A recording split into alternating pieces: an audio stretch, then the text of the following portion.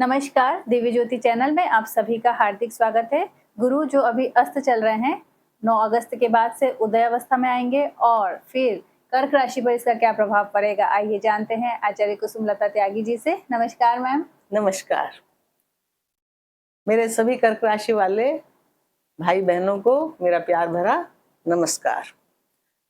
कर्क, सबसे पहले मैं आपको बताऊं कि ये जो 4 नंबर यहाँ पे लिखा है, ये आपकी कर्क लग्न है। ये लग्न स्थान होता है कुंडली का।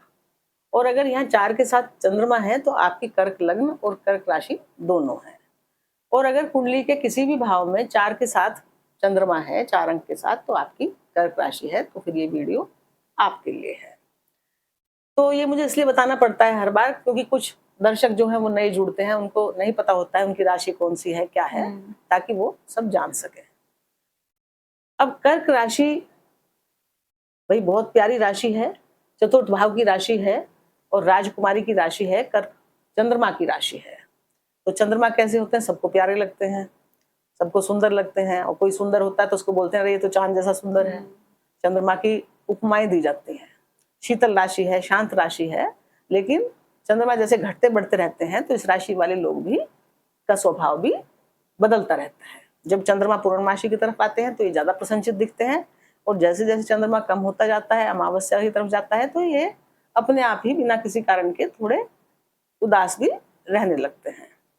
ये आराम की पसंद राशि है, क्योंकि ये रानी की राशि है। तो स्वभाव के, दिल के ये लोग बहुत अच्छे होते हैं। मतलब इनको मन, हृदय के भी, मन के भी सुंदर होते हैं और तन के भी सुंदर होते हैं। पर अगर कोई बेवजह इनको परेशान करे तो फिर इनकी पकड़ इतनी मजबूत होती है कि केकड़ा अपने पंजों में जिसको भी पकड़ ले फिर उससे छुड़ाना नामुमकिन है। तो ये ऐसे होते हैं ये कर्क राशि वाले लोग। भावना प्रधान राशि है, शांति की राशि है। चौथी राशि जो है किसकी है? शांति की राशि है। और हमारे घर, भूमि, भवन और हमारे जो वाहन हैं उनसे संबंधित ये राशि है। कर्क, इसका मतलब ही घर से होता है। चंद्रमा क्या है? घर का कारक है, हमारे मन का कारक है, मन से जुड़ा हुआ है, हमारे हृदय से जुड़ा हुआ है। तो हृदय प्रधान राशि है।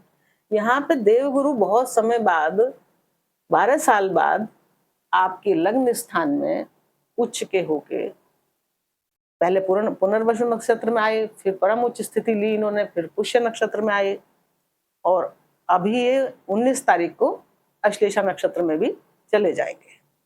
लेकिन पुनर्वसु जो इनका अपना नक्षत्र था वो भी बहुत बढ़िया था। इन्होंने आके जितने भी बिगड़े खराब काम थे उनको दोबारा से सही किया। पुनर्वसु दोबारा से बसना, यानी कि फिर से उन चीजों को ठीक करना। और पुष्य उनको नए सिरे से उनका वो जो बनाए, जो ठीक किया है उसका पोषण करना, उसको संभालना, और नए नए कामों में आपको आगे, नए नए इन्वेस्टमेंट करवाना, नए नए कार्यों के लिए आपको आगे बढ़ाया इन्होंने, आपकी तरक्की दी। लेकिन कुछ समय से सब राशि वालों को कुछ ना कुछ तरक्की देवगुरु ने अवश्य दी है। लेकिन क्या था कि ये 15 जुलाई से अस्त चल रहे हैं और ये लगभग 8 तारीख तक अस्त रहेंगे, 8 तारीख तक या 9 तारीख तक। तो अस्त अवस्था में ये उतने शुभ नहीं थे जितने की ये शुभता लिए हुए होते हैं, क्योंकि इनके पास क्या है? ज्ञान के तो ये है ही। ज्ञान है, एजुकेशन है, विवाह है, धन है और धर्म है। इन सब के ये कारक हैं। इतने सारी चीजों के मालिक होके अस्त हो गए थे। सूर्य के वहां आने से, सूर्य के साथ में कोई भी ग्रह अस्त हो जाता है। और देवगुरु जैसे महान ग्रह, बड़े ग्रह हैं वो, लेकिन ज्ञान क्या है? ज्ञान एक प्रकाश ही तो है, ज्ञान एक लाइट है। लेकिन उनका प्रकाश, लाइट ऐसे जल रही थी कि वहां सूर्य आ गया और वहां दिन की भरी दोपहरी तेज तेज रोशनी, तो उसमें उनकी लाइट वो दिख नहीं रही थी कि ज्ञान की लाइट जल भी रही है कि नहीं जल रही है। तो उसकी तरफ किसी का ध्यान ही नहीं जाता। दिन में लाइट जली रह जाए तो दिन में दिखती नहीं है धूप में कि बल्ब जल रहा है कि बंद है। लेकिन अब जब वो उदित होंगे, अब उनका प्रकाश सबको दिखाई देगा, उनका ज्ञान सबको दिखाई देगा। वो जो सब कुछ अच्छा अच्छा करने वाले थे वो सबको मिलेंगे, उनके फल प्राप्त होंगे। वो गए तो कहीं नहीं थे, बैठे तो वो सूर्य के साथ ही थे, लेकिन वो चुप थे और अपने ज्ञान को और चुपचाप बैठ के और बढ़ा रहे थे वहां बैठ के। और राजा का जो भी वहां पे इनके साथ बैठ के राजा जो कर रहे थे, उनसे भी कुछ ज्ञान प्राप्त और कर रहे थे, क्योंकि गुरु का ज्ञान केवल अपने अंदर का ही नहीं होता। गुरु सबसे ज्ञान सीखते भी हैं, तभी उनका ज्ञान बढ़ता जाता है। गुरु अगर गुरु हो गया तो ये नहीं है मैं तो गुरु हूं तो मुझे तो सबसे ज्यादा आता है। गुरु को भी सबसे सीखना होता है। तो राजा ने वहां पे क्या काम किए, कैसे कैसे किए, क्या गलती की, क्या सही किया, उनसे उन्होंने अपना ज्ञान और विकसित किया ताकि वो गलतियां जो राजा ने की उनको अब आगे वो ना करें। अब वो जो आधिपत्य में काम कर रहे थे, स्वतंत्र नहीं फील कर रहे थे वहां बैठ के, अब वो उस आधिपत्य से, उस गुलामी से बाहर आ गए हैं। अब वो अपने स्वतंत्र डिसीजन लेंगे। और आपकी कर्क राशि वालों, वो आपके लग्न में ही बैठे हैं। लग्न में गुरु बहुत, कर्क लग्न में वो उच्च की स्थिति में होते हैं, यानी कि लग्न में ही उच्च के हो गए।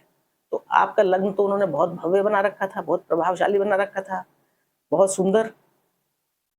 लेकिन जब ये सब चीजें हुई तो क्या हो रहा था कि आपको की प्रतिभा में, जो आपके जो लग्न में आपका जो व्यक्तित्व है, आपकी जो पर्सनैलिटी है, जो बहुत सुंदर हो रही थी, उसमें उन्होंने कुछ कमी सी कर दी थी। मतलब जैसे कोई ठंडे स्थान पर सूर्य आ गए, चंद्रमा की राशि कर्क, तो वो आपको एक ना मन की शांति एक खत्म हो गई थी और एक गर्मी का एहसास हो रहा था, एक परेशानी का, एक दिक्कत भरा माहौल आपके लिए हो रहा था।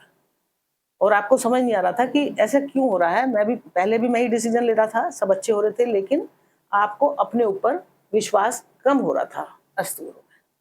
अब जब ये उदित हो गया तो आपका आत्मविश्वास फिर से आपका बढ़ जाएगा और गुरु यहाँ पर आपको प्रभावशाली फिर से बनाएंगे और लोग आपकी बातें फिर से ध्यान से सुनेंगे, क्योंकि ये आपके लग्न में ही गुरु उच्च के हुए हैं। और क्योंकि बाद में अश्लेषा नक्षत्र में भी आएंगे तो आपका जो फाइनेंस से संबंधित कार्य थे वो और भी बढ़िया ढंग से आप सोच पाओगे, क्योंकि बुध के नक्षत्र में आ रहे हैं। बुध क्या है? फाइनेंस है। तो आप अपने धन से संबंधित कार्यों को और भी अच्छे ढंग से दिशा दे पाओगे, यानी कि कोई आपको इन्वेस्टमेंट करना है, कोई सेविंग करनी है, तो उसमें और बारीकी से सोच पाओगे।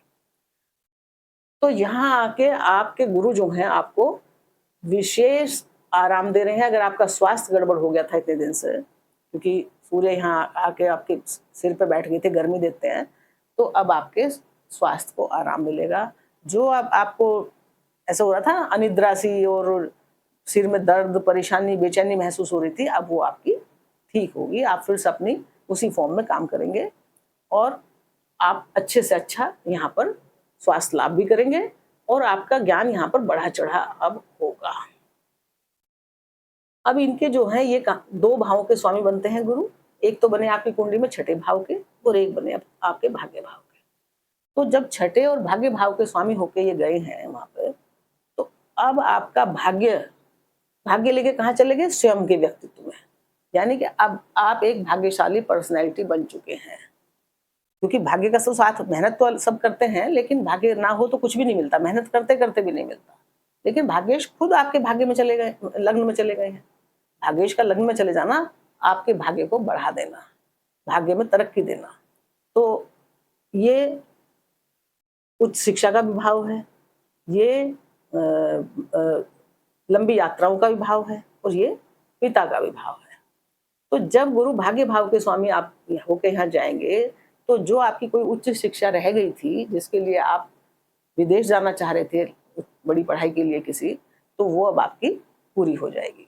जो पिता का घर है, अब पिता आपको पूरी तरह सपोर्ट करेंगे। जो सपोर्ट नहीं कर रहे थे, लग्न में सूर्य आ गए थे ना, आपको उनकी सुननी पड़ रही थी, वो आपकी नहीं सुन रहे थे। या राजा, सूर्य क्या है? राजा है और घर में पिता है, राजा की ही चल रही थी, मंत्री की कोई सुन नहीं रहा था। तो अब आपकी सुनी जाएगी, आपकी बातों को ध्यान से सुना जाएगा और आपकी सराहना की जाएगी कि हाँ आपने अच्छा किया, बहुत अच्छा किया, आपकी प्रशंसा की जाएगी। भाग्य अब आपका साथ देगा पूरी तरह।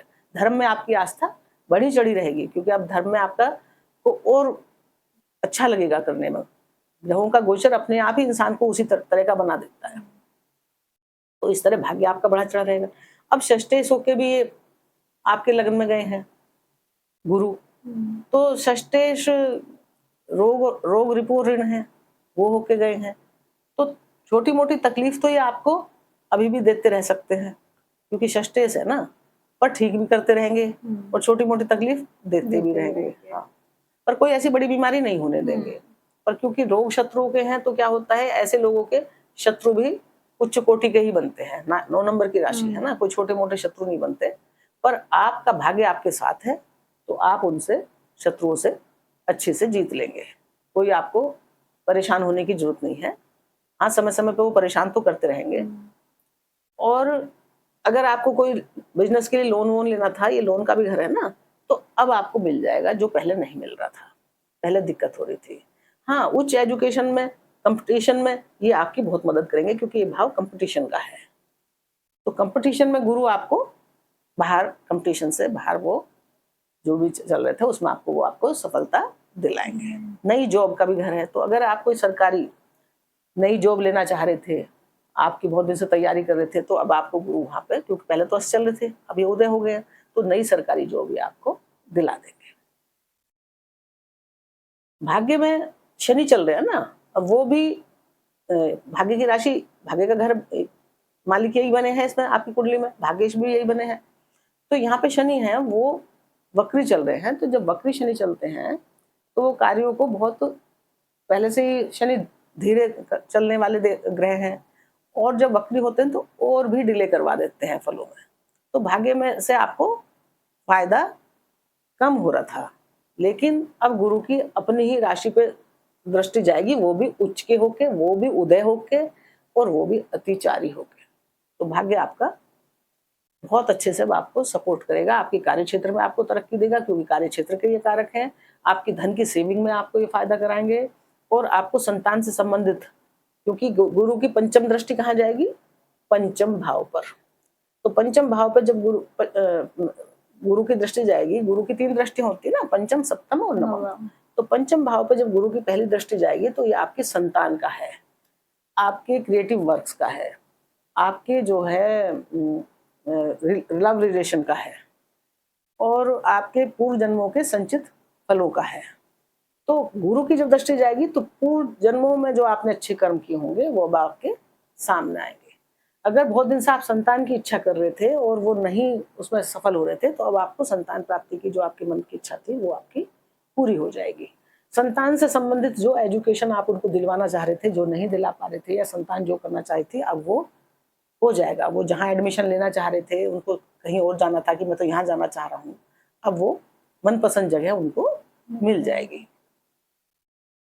तो ये, और लव रिलेशन की बात यह है कि जो लव रिलेशन में जो भी आप, क्योंकि गुरु की दृष्टि है ना यहाँ पे, तो लव रिलेशन में आपको जो सफलता नहीं मिली थी, आपको अच्छा कोई साथी मिल जाएगा, ये गुरु दिलवा देंगे इस पीरियड में।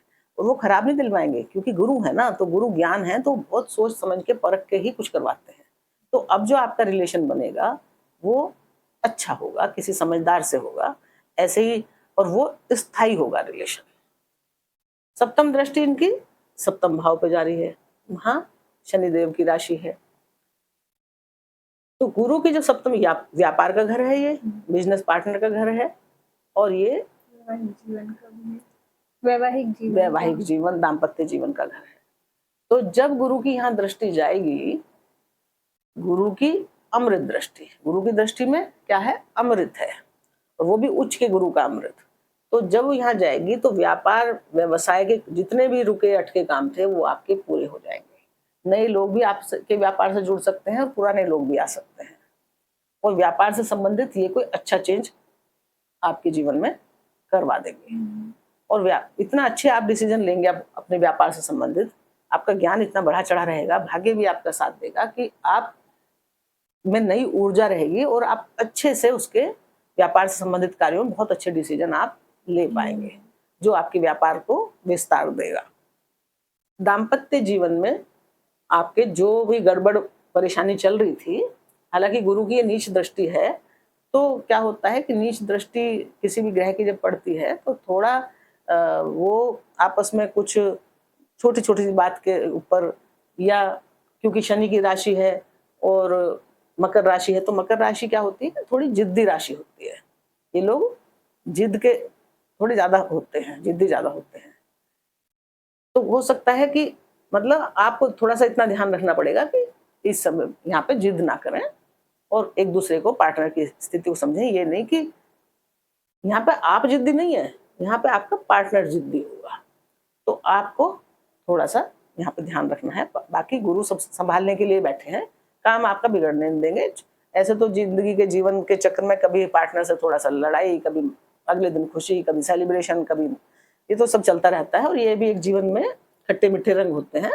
तो यहाँ पे व्यापार व्यवसाय के लिए भी बहुत बढ़िया है और आपके दाम्पत्य जीवन के लिए भी अगर पार्टनर को कोई तकलीफ या दुख था तो उसको ये परेशानी को ठीक करेंगे। तो ये हो गई इनकी सप्तम भाव की, ये पंचम भाव की और ये नवम भाग्य भाव का हो गया। और धन के तो ये कारक है, मैंने बताया कि धन तो ये आपका बढ़ाएंगे, क्योंकि जब आपको व्यापार में सफलता देंगे, कार्य क्षेत्रों में सफलता देंगे, हालांकि धन पे दृष्टि नहीं है इनकी, लेकिन धन के ये कारक है, परिवार के ये कारक है।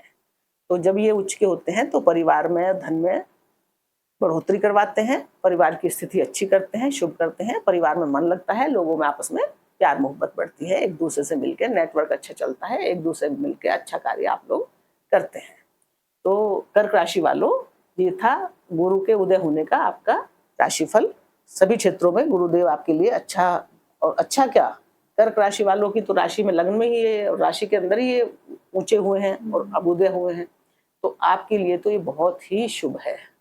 और मेरी भगवान से प्रार्थना है कि वो इस शुभ को भी अति शुभ कर दे।